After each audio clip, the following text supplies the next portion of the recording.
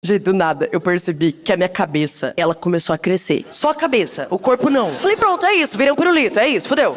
Aí fui pra minha terapeuta e falei que a minha cabeça tava crescendo. Aí minha terapeuta falou, Bru, não é comigo, tá? A melhor coisa que você tem a fazer é ir num dentista. Aí entrei pro consultório do dentista, o dentista falou, Bruna, você tá bem? Eu falei, não, doutor, a minha cabeça tá crescendo e eu tô virando um orelhão da Vivo. Ele falou, Bruna, você tá se cuidando? Eu falei, tô. Ele falou, você tá usando fio dental? Eu falei, depende com quem que eu vou sair. Aí pergunta vai, pergunta vem. Ele falou, Bruna, eu já entendi. Você tem um problema muito comum. Você tem um problema chamado bruxismo. Eu falei, mas já acharam a cura ou ainda estão tacando fogo na gente?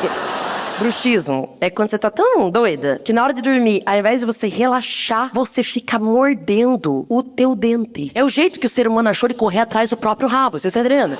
Aí você me pergunta, mas Bruna, por que a tua cabeça tá crescendo? Gente, durante o sono, eu tô mordendo com tanta força o meu próprio dente que eu hipertrofiei essa musculatura. Vocês estão entendendo que eu malho o corpo inteiro? E o único músculo que eu consegui hipertrofiar foi o diabo da minha mandíbula. O que eu faço com essa mordida forte? Eu não tomo mais whey, eu passo na cara. Agora eu tenho a mordida forte, eu virei o pitbull da Graciane. É isso que eu tenho, tá?